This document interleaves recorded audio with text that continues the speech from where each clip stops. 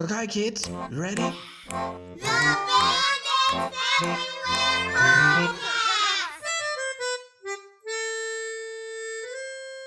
Welcome back, everybody, to the Bandits Everywhere Podcast. This is episode episode number three.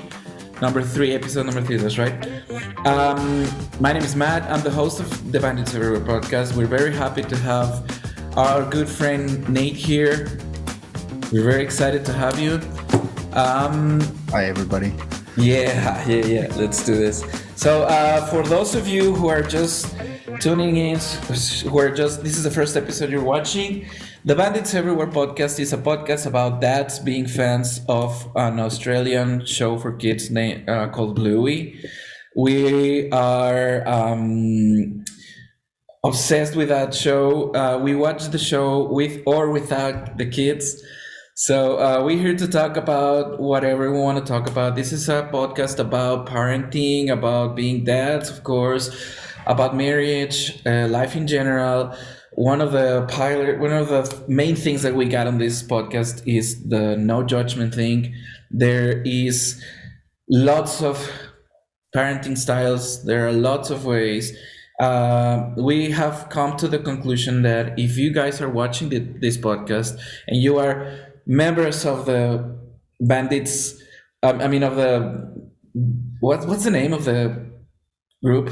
Well, I know. Well, your group is the O Biscuits one. No. The Facebook group of that. Whatever. If you follow a parenting, bandits that whatever. The conclusion is that I was going for. If you are listening to this thing and you are following a group's dad, you are a good dad. You are trying your best. You are trying to be the best dad you can. So this is for you. We have a page called O Biscuits. Go check it out. We have a store there. We have some merch. We have some T-shirts. We have our YouTube channel. Go ahead and check it out. Right now, it's just only 2 episodes and a bunch of short videos. But just go ahead and subscribe, like the videos. We have an Instagram as well. So all of this is to support the channel. We appreciate a lot those of you who have already subscribed to the channel or like the Facebook page or follow the Instagram account. We appreciate you guys so much. We are getting close to 500 on the All Biscuits page. It's a small number, but I don't care. I mean, they're following us, and I believe that we are putting good content out there. So thank you for following us. I promise we will get better content, better quality, because right now it's just Zoom recordings. My plan is to get some extra gear. Thanks to our friend here, Nate, who is recording some of these on his side. So there should be an improvement in quality. So let's get into it. So Nate, why don't you introduce yourself? Tell us what you do, a little more about yourself. How many blueys and bingos do you have? What's going on? Let us know. All right. Well, I'm Nate, and I live in Greenville, South Carolina. So it's one of the fastest growing cities in the U.S. At least that's what I'm told. I've lived here my entire life, so I can verify I've seen a lot more California and New York license plates around here than normal. In times past, but it's all good. Great people moving in this area. Let's see. As far as what I do for work, I am a foreman for an electrical company here in town, and I do hospital. That's my niche right now. So, been renovating like a NICU. Neonatal intensive care unit. So I've been doing that.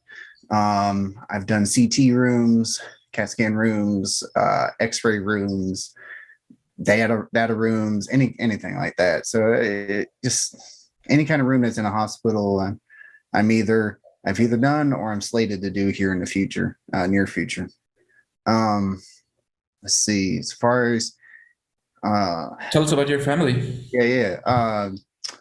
Let's see. I've got two very active boys. Me and my wife, I guess in Bluey speech, it would be me and Chili. We have That's right. a bingo and a Bluey and a bingo. And it is so funny, at least for it's when we watch the show, my wife and I comment almost every time how much our kids are very much like the characters. I know the characters are girls on the show, but our older one, the Bluey, he's just, he's a go-getter. He's a lot more active. He's the leader in his relationship with his brother, and brother is a little bit more passive. It still asserts. I mean, they get in fights all the time. So they both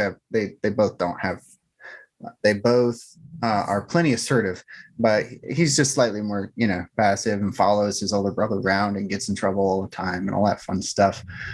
Even down to down to their hair color. The older one's got dark hair, and the younger one has more red hair. So it's just kind of funny how how much they light up with the show. Sorry. Yeah, we were talking about before about having ADHD kids, Mm-hmm. and it's on itself kind of difficult. Now that you mentioned you're talking about your own kids having differences between them, that one of them has slightly more energy. I wanna real quick before we jump to the good stuff, tell you a quick story about what happened to us this weekend. So by Monday morning, Okay. my oldest son, that is the one there's the one who presumably we think that it has ADHD. By the way, big warning to all of you guys: ADHD will be a recurring thing here, because I think it's weird, but I think I have it. But anyways, by Monday morning, my half of my son's forehead was green. What? Because Sunday morning he fell right down on his nose like this. And then on the afternoon we took all of them to this park with this little games around it. So he fell again on the same spot, like 2 inches, like 1 inch aside. So he has this giant thing here, and it was all red. So talking about fun things that happens to us ADHD dads. Yeah. Well, a funny thing is my Bluey, again, he pretty sure he has ADHD. He's just about to turn 4, so we're gonna go get him tested. That's about the age they test him here anyways. And similar story about, I don't know, 2 weeks ago, we're playing, and we're getting pretty energetic, roughhousing a little bit, and for whatever reason he decides to just take a dive off the couch. So he jumps full scale, and unfortunately we have this it's like a low ottoman, but it's made out of brass. Yeah. And he hit the side of his head, just smacked it, and left a big old welt there, broke the skin. Oh man. And so I've got first aid training, so he hit it hard, so we're looking for concussion and all that. Didn't really see anything, so oh man, we watched it, because you just watch it. If he's thrown up or whatever, then you take him in, but he didn't show any signs of something. But we still, eventually the cut wasn't healing up right, so we even had to call the doctor to get some little stronger topical antibiotics and stuff like that. It was a mess. It's like an idea popped in his head and he just took it out. And he does that a lot. So it's a little my second one, he's a little bit more of a risk taker, but he does it sensibly. I don't know how to put it. He tends to think through it before he does it. Whereas my first one, the idea pops in his head, and we're off to the races. And if he's about to hurt himself, you got to move quick. So one of the things is they don't measure like consequences, just impulse. Yeah, that has led us to some pretty nasty results. Mine has a scar here, my Bluey, my oldest one. Yeah. But that was some kind of an accident. He was in the shower and I was about to take him out and use my in-laws has this concrete step around the shower. Yeah. So he just slipped and caught his. So I immediately picked him up and I saw this big opening, like 1 inch long. So I immediately put my thumb in there, like just to stop the bleeding, and it worked. It's just, I mean, they had to stitch him, and it was a whole thing. But yeah, it was all good. So let me get back on track on the Bluey thing. So let us know about your favorite Bluey episode. What's your favorite Bluey episode? Well, you know, like a lot of bandits, I do like Stump Fest, you know. Yeah. Totally jive with that one. I've got a tree that I'm considering cutting down, so maybe I'll do a Stump Fest here in Greenville. If we can get it out. I mean, I got a tractor and some other stuff, so we can see what we can do with that. But so I like that one. Other ones that I really like, I think the one that really speaks close to home in a lot of ways is the sleepy time or nighttime. I forget what it's called. Sleepy time. Yeah, and we're all night long they're just up and down, and you know, it's having to sing to Bluey while she sits on the toilet, and you know, it's just, and the kids are kicking you and kicking them into sleep, and it's just every bit of this is just so real. It's almost painful to watch. Yeah. We've all been there. It's, you know, you love them to death, but when they're up, you know, asking to watch iPad at, you know, 3 a.m, you know, tempers do get a little short sometimes. You have to apologize the next morning, but you know how it goes.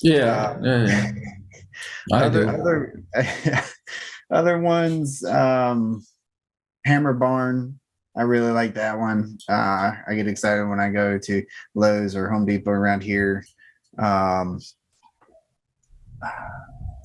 I like the getaway one, the one where they're sketching out all the where it goes into sketch. They go into a sketch, not the typical Bluey cartoon. I forget, the one with Jerry Lee in it. I really like that. Yeah, I haven't seen that. Yeah. So you mentioned several episodes. So I mean, the episodes are 8 minutes long. So the episodes as a whole are moments. But do you have? You've already said that. But do you have a specific moment that just stuck to your heart? Like, I mean, either can be if you feel related a lot, or just a straight up funny, stupid moment.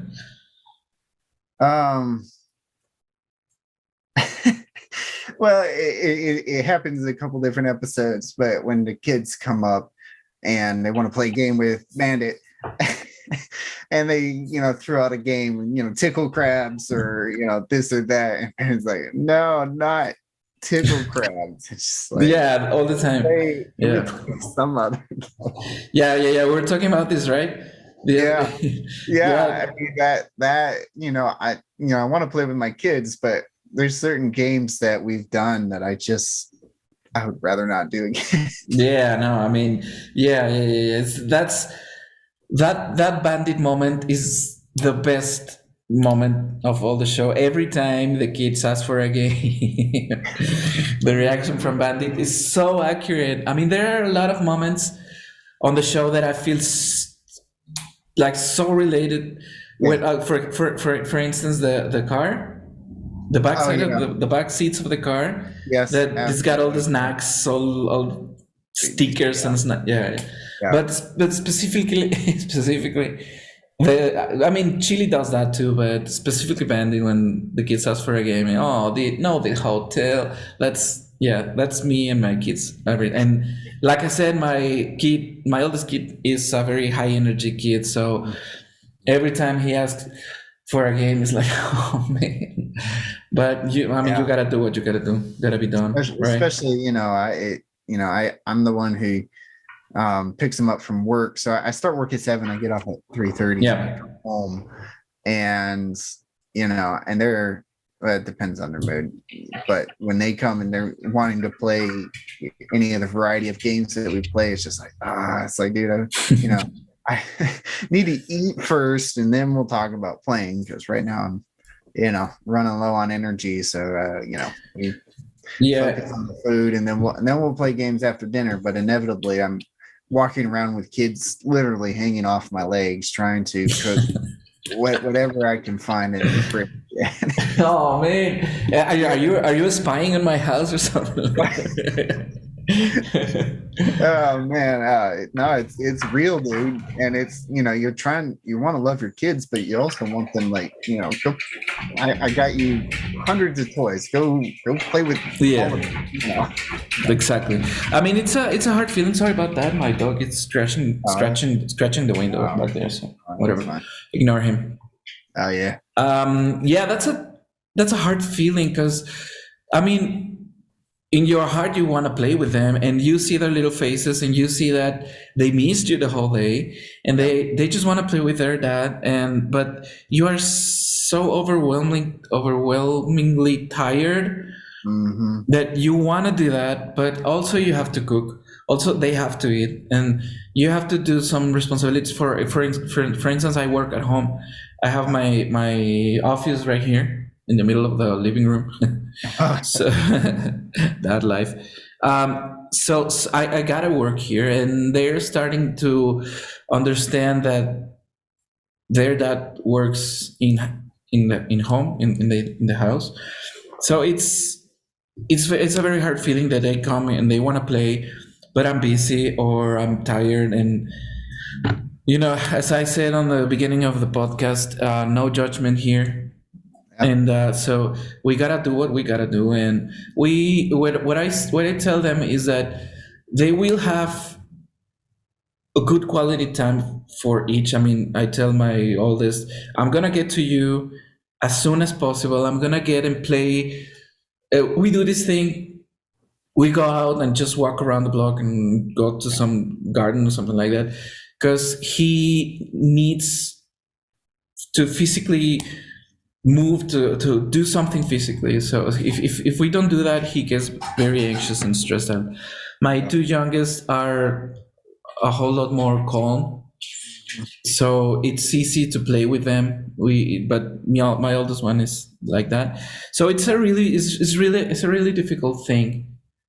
Because that quality time. Yeah, to find that quality time. Yeah, to find a time, and then to spend it with because a lot of times, at least, the quality time comes up, but you're dead tired, and so it's getting, trying to find that reserve of energy somewhere.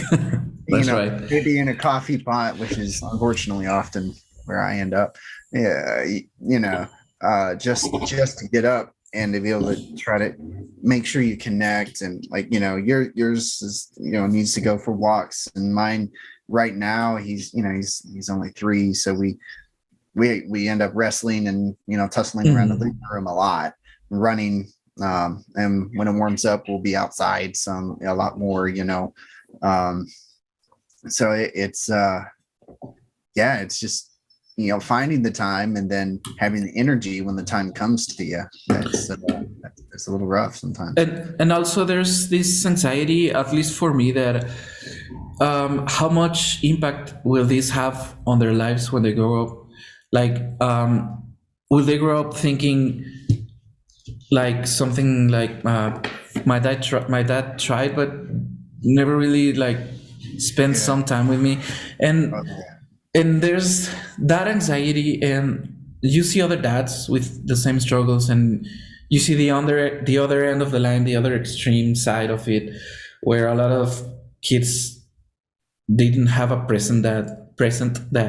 I mean, they had, but so it is this anxiety that on one hand you are being reassured that you are trying, you're doing a good job, but on the other hand, it's like, what if I don't? Like, what if they are getting hurt? What if they are being shaped by I want to play with my dad, but he's always working or always tired, something like that. But I mean, gosh, I don't know. I think we are doing a good job, like trying to be better dads. But I don't know. We'll see in 17 years, I guess.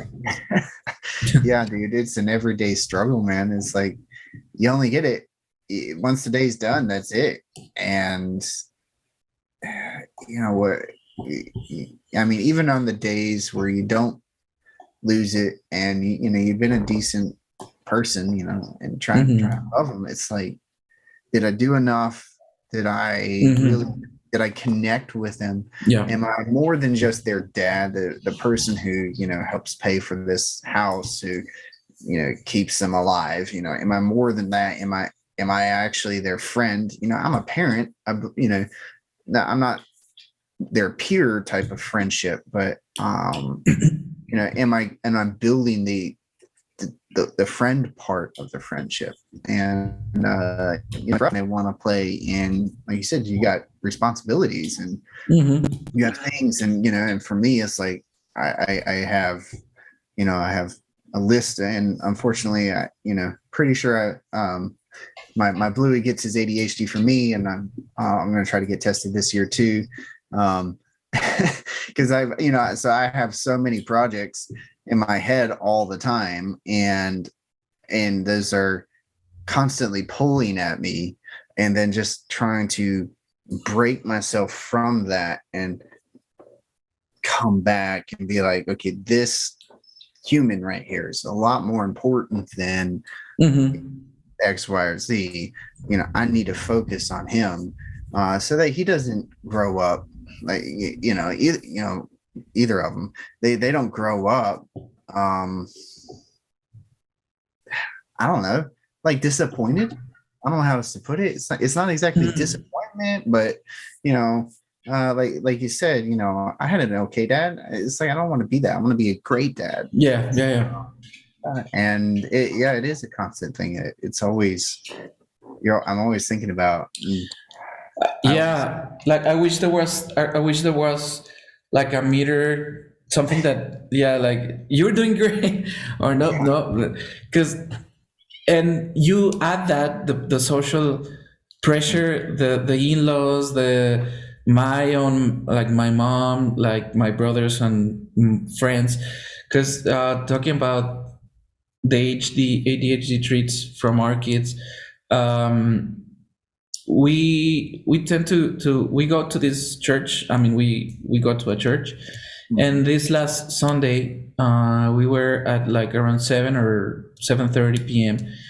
All of my 3 kids were already tired and sleepy, and they wanted to eat something. And so my oldest had a breakdown, because ADHD kids usually have a lot of problems regulating emotions. So if they feel angry, they will bust like. And so he had this breakdown, and when they do that in public, or it's for other people, it's just this kid is making a tantrum or something like that. But it's more than, it's not just like that. It's this overwhelmed feelings and stimuli from other places. They were hearing the loudspeakers, the loud PA system there with music and voices, and a lot of people coming and going. So we had some people coming to us and like, if you need to leave, if you want to go, just go, or something like. A friend of ours with a good heart approached my son and said like, if you behave, I'm gonna give you a candy or something like that. And I see the good heart on that, but it's like, if you do that, you're telling my son he's not doing a good job implicitly. Yeah.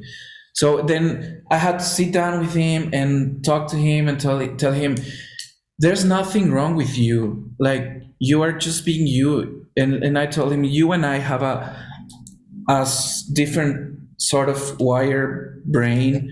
So we work a little different. It's you're not doing anything wrong. You don't have anything wrong within yourself.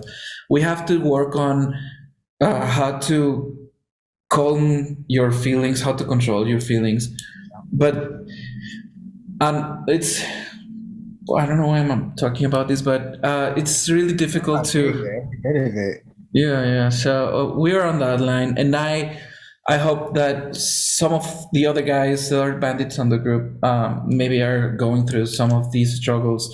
Maybe we can get some insights from you guys. Maybe you can get something of these. I don't know, but it's something. It's like, okay, my kid's the way he is, and it's literally how his brain is wired. Like there's no way around it. It's not like it's not bad parenting. It's not. It's literally his brain is wired this way, and it won't stop. And so, one of my goals is not to change him, to force him to be neurotypical. Is the word, to be just like everybody else, but help him function into be who he is, but to be able to interact in appropriate ways with society. So have the feelings be all there, but learn how to, like you said, calm yourself down when, learn where the levels of feelings need to be, but not to squash them. But I view it more as a channeling. Like, okay, you don't want to be 100% all the time because then nobody takes it seriously. At least to the outside, you're 100% inside. Like, there's just no changing that. But like to the outside world, back it off a little bit so that when you need to be 100%, and this is where ADHD is really a gift. You can be 100% all there, all emotions, and you can, as whatever, wherever you are in life, you can move other people to be better, to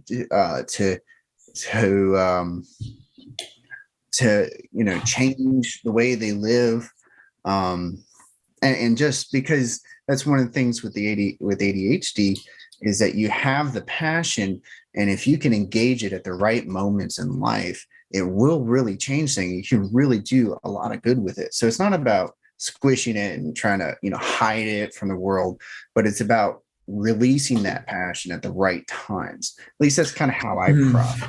Yeah, but I mean, sometimes it's not a very controllable thing. I mean, that's what I've come to realize. Like looking back, I mean, I was 3/4 diagnosed, but I'm 35, so I got diagnosed at 35.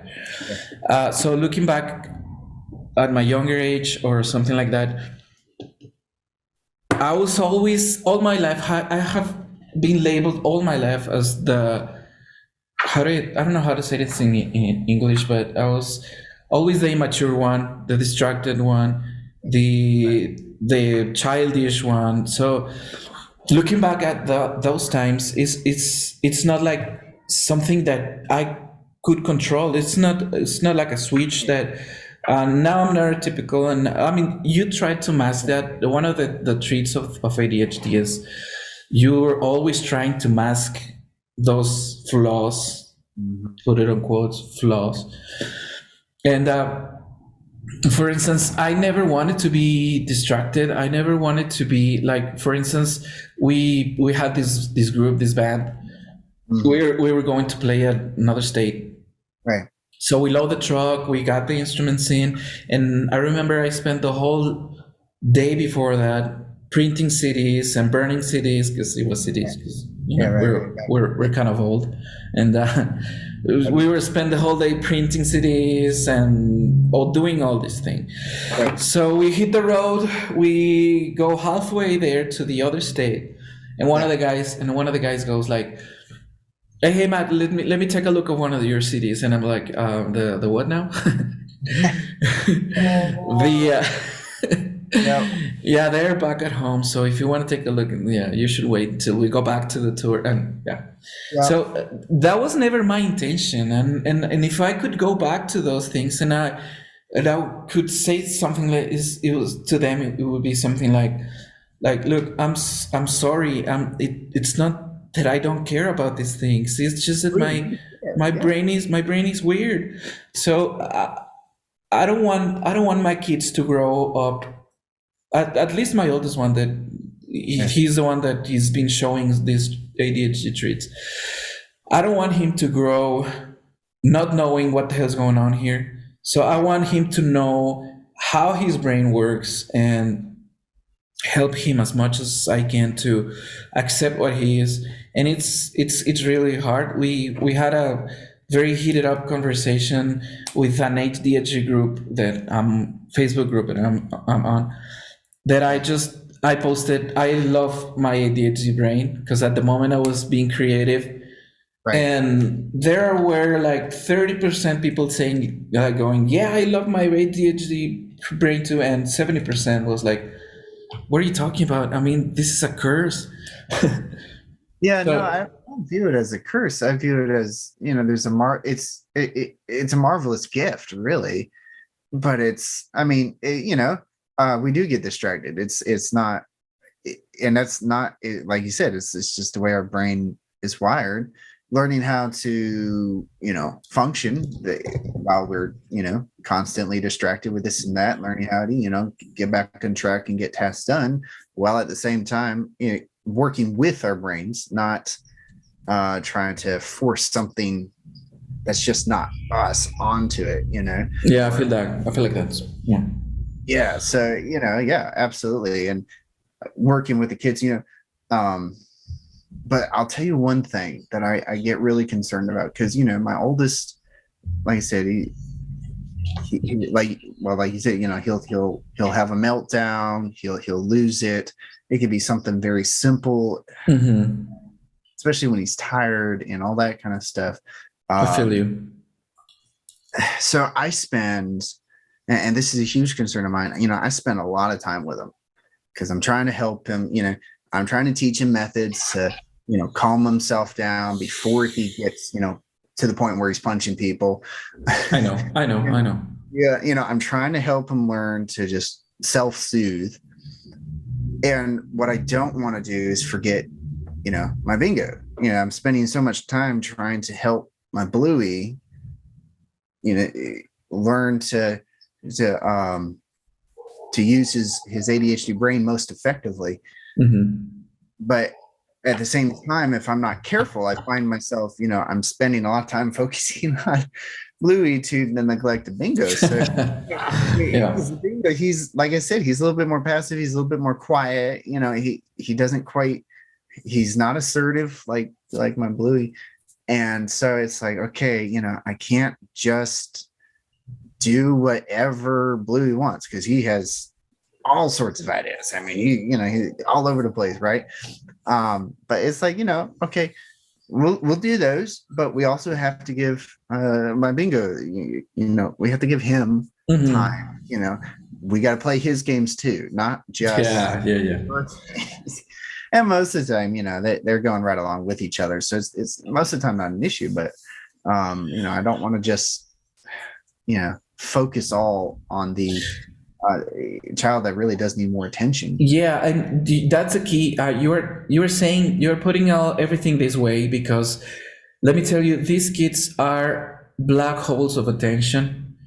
They are too demanding, and it's not that we don't have time for the other, like in my case 2 and your case 1, but what I've been observing on my middle one, my girl in the middle, is that she has learned to not ask for so much attention because her older brother gets all, and that's not good either. That's not good at all. Yeah. She's the kind of girl that, for instance, the other day, I mean, I'm Mexican, we eat a lot of chili, we're a lot of spice things. So she got some on her fingers, and then she touched her eyes, and she was screaming that her eyes were hurting. My wife was with the baby girl, like I don't know, she did some mess or something like that, and I was kind of busy with other things. So she got off the table. She's 3. She was 3 at the time. She got off the table. She went to the bathroom and cleaned her eyes herself. Wow. So that can be a good thing, but I don't see it's a good thing because she might be thinking, my parents might be too busy with my brothers to attend me. But Yeah, exactly like you're saying, we can't like lose focus on the other two. yeah, and it it is a challenge, mainly because the older one's more assertive. Like if he were taller, he'd be in your face. In my case, like, he's definitely wrapping himself around my legs, about half the time. So definitely more assertive, and so it's hard, and in some ways they need it, and in some ways, my more neurotypical kid, he doesn't quite need it, and so it's like really trying to make sure everybody's emotional needs are met. That's right. And not trying to neglect anybody when we're being a family together. Yeah. So talking about your kids, it'd be interesting to hear a story from you, like just to let the audience know a little more about your dad's style or something like that. should Okay, so all right. Work construction, so it's a physically demanding job, especially the hospital I work at. I'm walking several miles every day. It's a fairly big hospital, multiple buildings all connected together, so I have to park on one end and literally walk all the way to the other. So and besides bending pipe and installing things and lifting heavy objects and all that kind of stuff, so it can be quite demanding. And then I get off of work, and when I go home, I try to drink coffee so I can actually interact.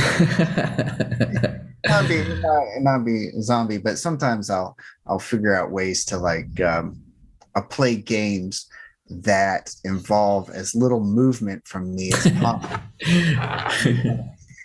I think we all kind of try to figure this out.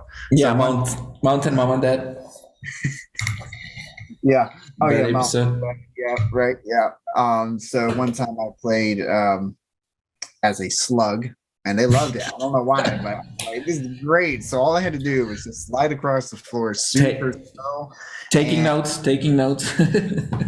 I was a monster slug, and I was eating things, and I don't even know what I was eating, but it was it was great. I didn't have to do much, and all I did. Other time I got home, and so they wanted to play, and I was getting away from them, so I just kind of flopped over on the couch, and I had a few seconds where I was like, oh, okay, I'll relax a little bit, bandit on the couch, and then all of a sudden my oldest comes up, and he's got his little plastic sword, and he whacks my ribs, and it hurt.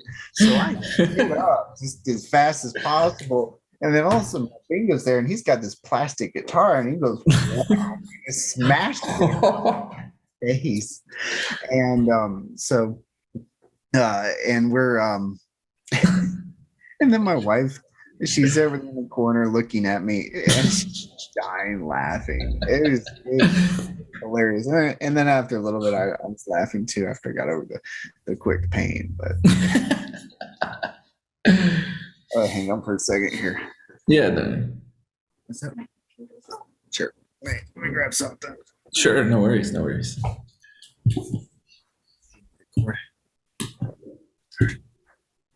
I'll have to edit this a little bit out here. Don't worry.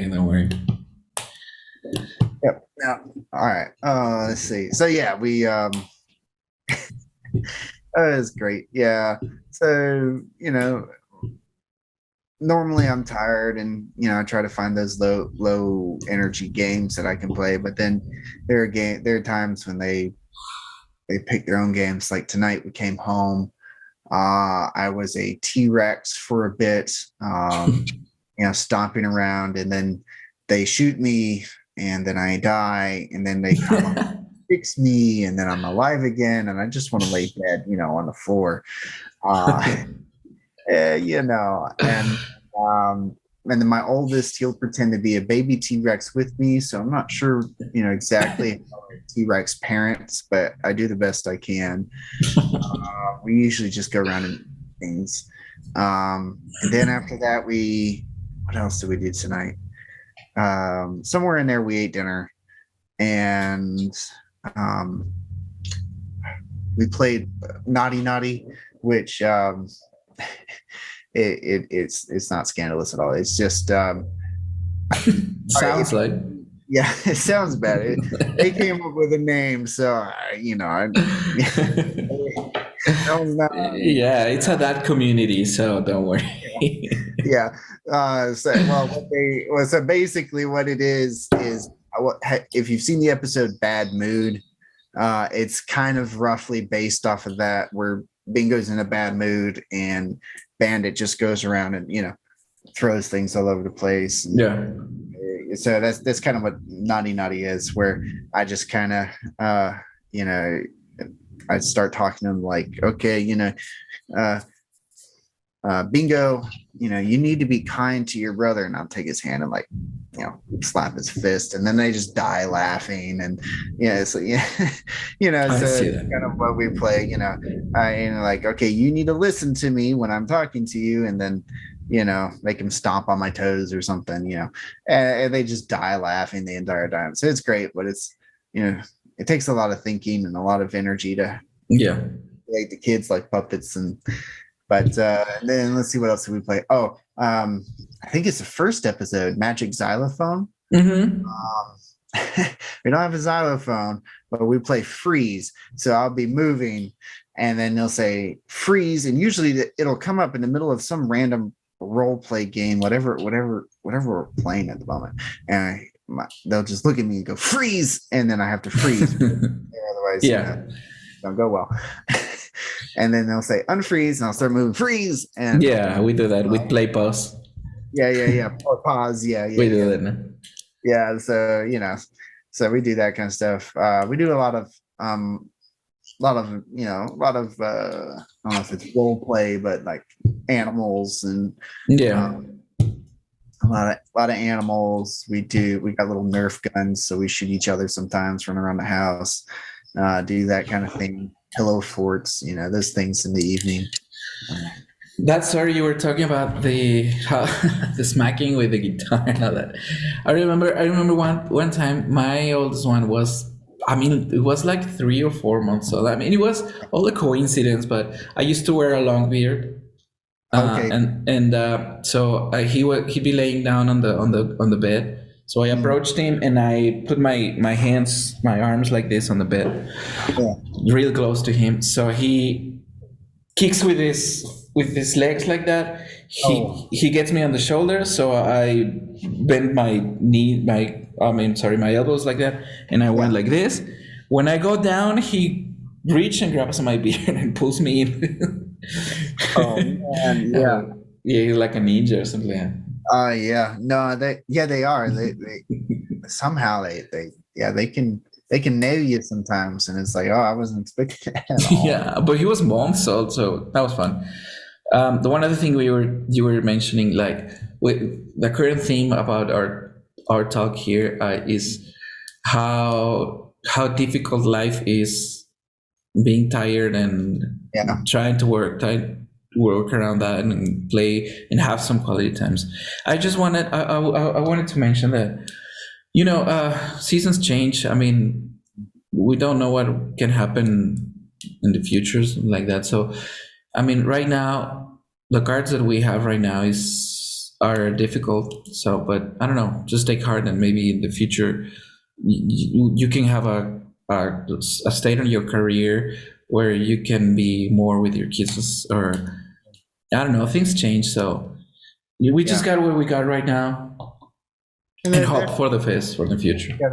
You gotta make the most of what you got. Some ways, you can change it. Other ways, it's just, that's what you have. What you have today is what you have today. And you may have long-term plans to get out of, whatever, whatever it is, but what you got today is what you got today. And, just making the most of what you can, just and sometimes that means focusing more on yourself so that tomorrow you can be a better dad. That's right. Sometimes you just can't, and you need to make sure that you're in good order, and taking care of you. Whether it's making sure you eat properly or watching your favorite TV show or, going for a little bit more exercise or something. But at the end of the day, like I say, like you're saying,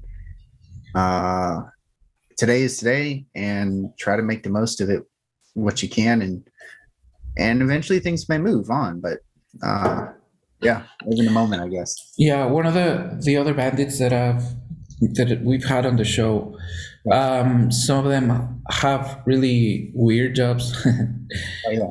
Yeah, like we were talking about the other day, like we had Glenn Tickle, who is a comedian, and his work schedules are very irregular. Like some days he would be like all day with the kids, some weekends he'd be off. And Right. I just want to make the contrast that no matter what kind of job you have, either it's 9 to 5 or a very highly irregular schedule like mine, for instance, you still have some room and some opportunity to actually be there and to actually be a good, the best dad you possibly can. So I just wanted to paint this contrast that if you're thinking, I mean, if someone is listening to us and is thinking, I cannot be this good of a dad because I have this kind of thing, work job. I mean, no, I mean, you can be a good dad no matter what your schedules are. Yeah. And I mean, you may have a busy season or a slow season in That's life. right. Every job has different times. And there's sometimes I'm working late and I don't see my kids at all. And I have to work on a weekend or whatever it is. But just trying to make, and most of it's just being intentional about it and just trying to make sure that somewhere you're connecting and you're trying to be there. And like, each situation's different, but just trying to be there. And I guess, so I have a lot of different thoughts on that too, but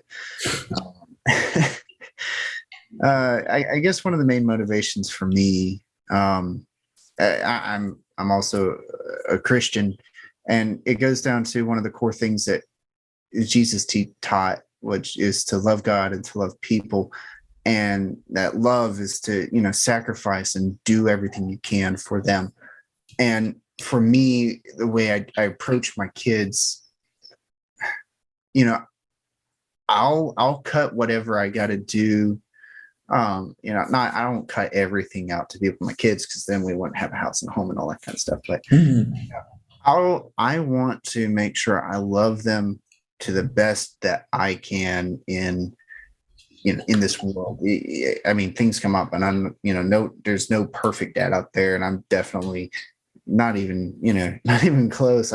There's a lot of mistakes and regrets I have, and I've only known these kids, the oldest, almost 4 years. But just trying to love them as a person and to really make their life, not just physically the best that it can be, but also emotionally just the best that they can possibly experience.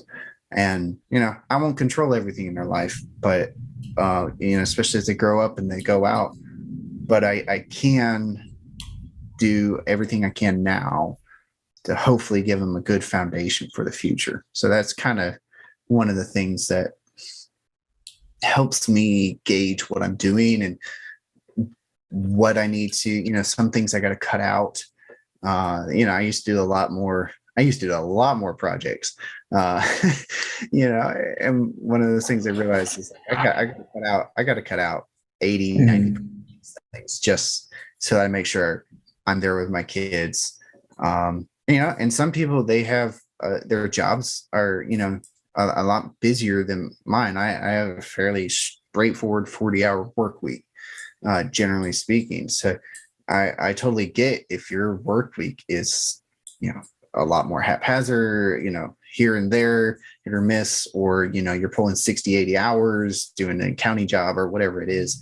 I get that too. So I'm not trying to, judge, but for me, it's just, I'm trying to make sure I cut out what I have to do so that I give my kids the best physical and emotional potential for life. Yeah, and that's basically that's the whole reason why I'm making this podcast. I mean, what everybody has mentioned up to this point is either they cook for the kids, they go they pick up them from school, or they have some responsibilities there. So this is exactly the point that is across every episode of this podcast. Exactly what you are talking about right now. If you are cutting things off that you like, that if you didn't have kids you would be totally into them, but right now you voluntarily choose to let them go in order to push these kids to be the best version of themselves there possibly is. That's the constant. That's why that's the voices that I want to hear in this podcast. That's those are the stories that I want to hear there. Those are the stories that I want to push. And so there's gotta be a lot of that feel lonely or failures or something like that. So as long as you're trying, you're not a failure. If you're trying every day, I mean, you're going to make mistakes, and there are days you're going to come home grumpy, or they're going to wake up in the middle of the night and they want, do whatever, and you've had it and you lose it. I'm sure we've all been there. But really, as long as you're trying, I think that's what the kids see. Yeah, a lot. They see your effort more than if you're the perfect dad, but somehow you're also just disconnected from them emotionally, So yeah, it's as long as you're trying, I think that's the key. In each day, trying again. And like you're saying, they notice that. I mean, we were talking about before that we were hesitant of like, are we really doing a good job? But what we are doing to them, I was thinking about my childhood.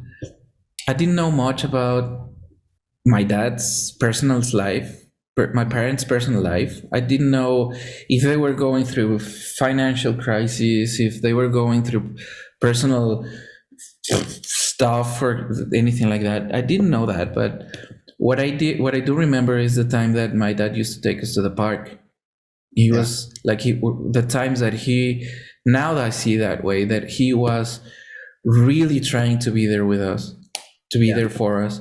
So right now we are creating memories for them. We are creating things so we are creating foundations for them to build up. Yeah.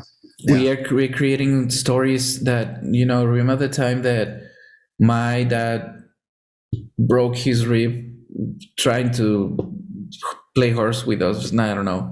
That's not. Oh yeah. Well, my dad got us involved in Boy Scouts, and he got involved too, and he still is with my younger brothers, who are just about done with it. But yeah, I remember camping trips and him teaching me so many things, and a lot of great camping trips, a lot of miserable camping trips. Remember a lot of them. But I do really appreciate that about my dad, and just being there as much as he could. He had to travel a lot. My parents had 8 kids, so I'm one of 8, and so I don't know how they did it. Somehow, like I had 2, and that's killing. Yeah. 8, and pretty sure half of us have ADHD at least. And my mom homeschooled them all. And it's just like you start piling all this stuff on. I'm like, I mean, my parents deserve some kind of award. at least for putting up with me, and then to put up with 8 of us. I don't know how they did it or still doing it, the youngest one still hasn't even graduated high school yet. It's so the struggle continues for them. yeah. So by the time they get to the last one, he's they've got a lot of things figured out, and he's a bit more calm than the leader. I'm number 3. I have 2 older sisters, and we tore it up. I mean, we were crazy, but so I'm with you on that. I really appreciate everything my parents did put in my life too. Yeah, I mean, we can't avoid them. Some, I don't know if I should say traumas, but we can stop them from being hurt sometimes. So I mean, we all have some stories that mark us for life. We all have some hurtings that shaped us. So we can help our kids. We can avoid our kids to have some of those things. But what we can do is teach them how to react to that, because that's everything. Because crappy situations happens to everybody, but the resolution that comes after that is most of the cases up to us. So we can teach them to survive those kind of things. Yeah, and what's really hard is when you're the one who gives them the crappy situation. That kills you. And one of the things that at least I'm trying to do is make sure, when I've done something wrong and I've done something wrong, even if I don't know and they're crying for whatever reason, I really do try to apologize and to make it right and to draw closer to them. Mm-hmm. And to change my behavior. A lot of it's humbling. It's humbling when you lose it, because they're you've told them to go grab your shoes or whatever it is, and they just won't do it, and then you lose it. But they're just being kids, and yes, they need to learn to grab their shoes when you tell them it's time to go. Okay, but there's better ways than screaming at them to get them to grab, train them to, society expects you to be reasonably on time. So we need to make sure when we say, get your shoes, you get your shoes. But so I found that apologizing and even sometimes, this is funny now, so we use timeout, especially when the oldest one is really getting worked up and he starts punching and biting. It's like, okay, you get time out. You need to think about what you're doing. And so sometimes now, this blew my wife came up with this one. She lost it at the kids one day. Don't tell her I said that. But anyways, and then she was like, you know what? Mommy needs to go into timeout. And my oldest was like, wait, mommies can go in timeout? And she's like, yeah, mommies can go in timeout. So I want to be quiet for, however many minutes until I can come out of timeout. And it just blew their minds. Yeah. So now it's like, if we lose it, for whatever reason, he'll be like, Daddy, you need to go into timeout. It's like, I got to be humble enough to realize it's like, actually, yeah, he's probably right. Now, sometimes he's not right. I'm not saying every time he puts me in timeout, he's actually right. Because sometimes, I'm being stern with him, not angry, is, trying to get him to do whatever it is. But, sometimes he's right. I just need to go take a timeout myself, calm myself back down, and then I can come back and re-engage, and we get done what we got to get. Yeah, that's very interesting. That's very interesting because it also goes to show our kids that we are also vulnerable. Yeah. We are also, we also get very angry, exactly the way they do, and they need to see how we handle that. Yeah. We were talking on episode 1 with Jordan, one of now my good friend. Jordan. As every dad in the episode, I'm gonna call him one of my closest friends. So, yeah, definitely. So we were talking with Jordan. He was pointing out that, I mean, they are learning to be humans.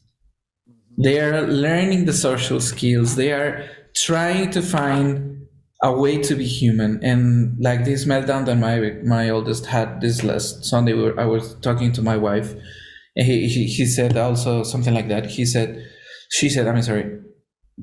She said, just imagine if you were going through that situation. You're hungry, you're sleepy, you are hearing some loud music, some other people screaming, and you are trying to build up. He was trying to build a pyramid with these traffic cones, toy traffic cones. So he couldn't do that, and he got pretty frustrated. So she was saying, like, just imagine you were stressed, you're hungry, you're sleepy, you're tired, and you're trying to do something that you cannot complete. You can't seem to complete. So how would you feel? I mean, and add to that, you don't know how to be a human yet. You have an ADHD brain. Yeah. So I mean, Yeah. spanking doesn't solve No. everything. Yeah, that's what I found. I come from a fundamentalist background, and so spankings and all that kind of stuff was huge. And I think my parents they did the best they could with the world they were in. Yeah. Corporal discipline, they call it, right? Corporal discipline and all that. So initially that was my background, but I've found that really it's not an effective tool. It gives an authoritarian air to the house, and that's not what I want at all. We still, discipline in general sense of, like timeout and timeout, and we'll take away, you don't get the iPad because of such and such, or you don't get dessert, and we try to do a lot of positive reinforcement too. So if you do these things, you get whatever, you clean your room, you can play on the iPad for whatever amount of time. So we try to do a lot of positive things. Yeah. Trying to be there. And then one thing, especially with the corporal punishment, we've learned is, or at least I've noticed about myself, is like, I'm trying to control this situation. And, why am I trying to control my kid? It's like, well, because I'm embarrassed because of other people around here, or, I'm just frustrated that he is not doing exactly what I want. And it's one of those things I realized, he doesn't have to do it exactly the way I want. Okay, getting your shoes on the right feet. There's only one way to do that. So we'll work on that, but I don't have to get frustrated with him because he doesn't know his left foot and his right foot, or whatever. And there's some things that we work on getting exact right. But the first time I do a task, I don't do it perfectly. Exactly. Even this career, I've been in electrical for 10 years now, over almost 11 years now. I don't do there's still a lot of things I don't do perfectly. So why and if somebody were just standing over me, and I've had those bosses, and probably most people have those bosses who are just standing over you, and they're trying to control you. It's awful, right? So I don't want to do that to my kid. So I'm with you on that. So when they're melting down in public, it's like, okay, move them off to the side, figure out, okay, maybe they are hungry. Let's, I try to pack snacks. I have snacks shoved in different parts of my car, and, it's, always in their bags, have something that I can just give them as fast as I can so that they can. Yeah. A couple of things. Sorry about that. A couple of things. I see that there, oh man, it's gone. But I exposed a case on the Bandits group a while ago that happened to my oldest one as well. We got COVID sick, and 1 week before that, he knows that if he acts a certain way or tells some things to the teachers, they would suspect that, and then they wouldn't allow them, three of them, to go into school. So one morning we got up, and he wanted to go to school with this Miles Morales Spider-Man costume, Oh boy. and we told him that he couldn't do that. So he went into this tantrum mode. Yeah. And we took them to schools. He gets into the school, and at the door he tells his teachers that he's what's the word in English? Irritated. In Spanish, that word also means that you have a slight fever. Okay. I don't think he did it intentionally, but once he saw how the teachers reacted to that, he started to following that line. So he sort of convinced the teachers that he had some fever, and they wouldn't believe us that he didn't. And one of the bandits on the group pointed some really good thing that, you have to pick your battles.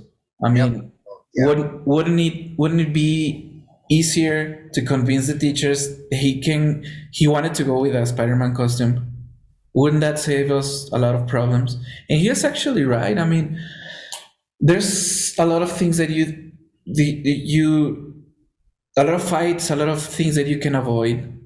Oh yeah. If you just follow along, I mean, you have to pick up your battles. I mean, you were talking about that, and there are a lot of things that, I mean, what does it matter if we are going to the store or a quick walk around the block if his shoes are on the other side? I mean, yeah. Sometimes it's just not. It's not worth the trouble. Exactly. Yeah, absolutely. Pick your battles. Yeah, there's some things they're doing it wrong, but whatever, or they just don't listen to you. But you can tell it's not really a defiance thing. They're just distracted or whatever. Okay, fine. There's you don't have to make everything a life or death situation or whatever. You can't. Exactly. You can't function that way. You got to know, and I guess it's one of those things with experience, just figuring out which ones are worth engaging in and making sure your will comes across. If they're reaching for a hot pan, obviously, whatever it takes to step in. Shoes on the wrong feet. I want them to learn how to do shoes on the right feet, but at 3 years old, no, people just, they just kind of smile and, oh, that's cute. Now if they're 14 and they have the shoes on the wrong feet, okay, that's another issue. But 3 years old, so it's not worth every time being a perfectionist about that thing. And also another thing that I want to point out about you were talking about that when he's experiencing. Sorry about that. Oh, you're fine. When you're experiencing bad behavior or even a tantrum with your kid on a public space or something like that, what you really be thinking about is the motivation behind you calming him. Is it because of him, like you actually want him to be in control of his emotions, or you were embarrassed by the situation? So it's kind of difficult because eyes are actually on you and you can't help that. I mean, if your kid is having a bad behavior and you're surrounded by people, they will be looking at you, and that's highly uncomfortable for you as a dad. But what's your motivation? If you are going on a hard discipline there, is your motivation actually improving his behavior for him, or is it for you just to stop that so people will stop looking at you? Right. Yeah, like going back to that thing, are you doing it because you love him and you want him to succeed in life? Because throwing tantrums, as a 20-year-old is not cool. So let's work on this as a 5-year-old or whatever. Okay. Or are you just embarrassed that everybody's staring at you in the grocery store? Yeah.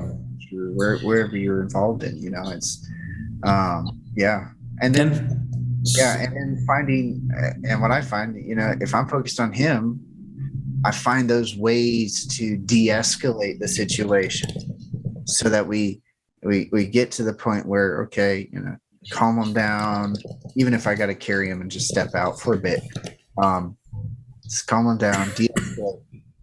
And then once we're in the right frame of mind, then we can have a discussion about it. Yeah.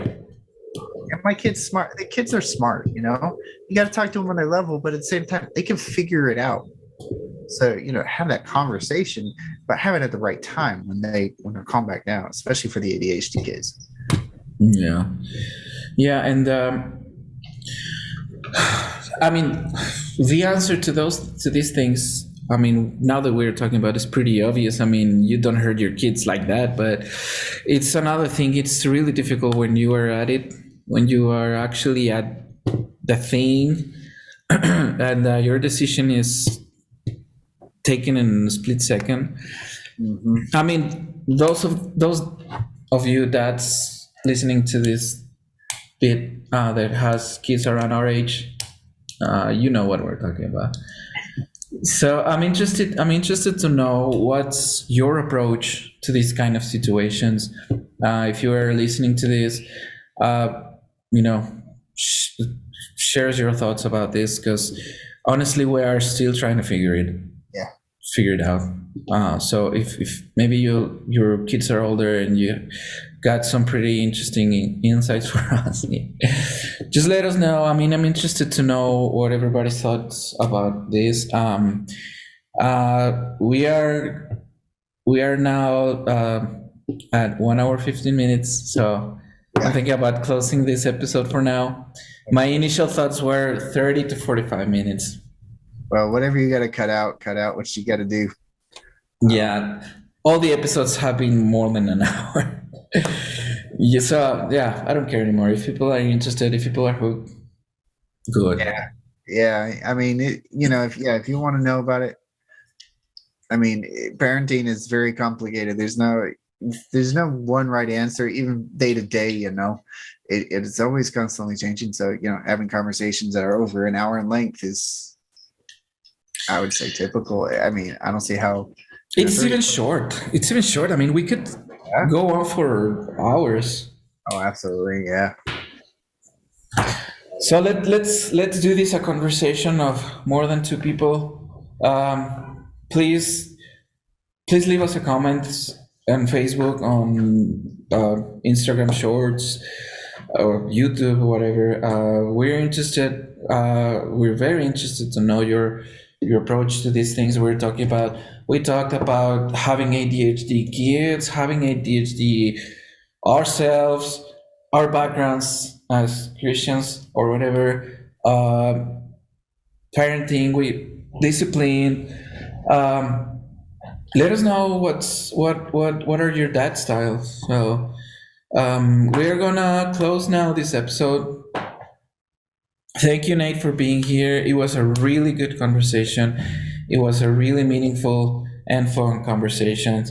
Thank you, Matt, for having me on, man. Absolutely. I really enjoy learning from anybody, have any comments. And thank you so much, Matt, for hosting this show. I'm very happy to. And I'll definitely be listening as all the other people, all the other interviews come out. I'm very excited. I mean, right now it's Monday, January 31st. Mm-hmm. Next week is the release of the show. So I'm very excited about this. I'm very excited. I want to see the reaction of that on the community. Thank you all for being here. Thank you, everybody that has been with us these 3 episodes so far. Help us spread the word. Please share. Go into our YouTube channel and grab some shorts and share it with your friends or something. I'm not good at doing this YouTube little influencers thing. But go ahead and share. Help us make this podcast known so we can have more quality on our episodes, more projects. There are a lot of plans for this thing. Help us do that. Help us accomplish those goals. So thank you everybody for being here. Thank you, Nate. Thank you, Nate, again. Thank We you. will see you on. We'll see everybody on the next episode. The Bandits Everywhere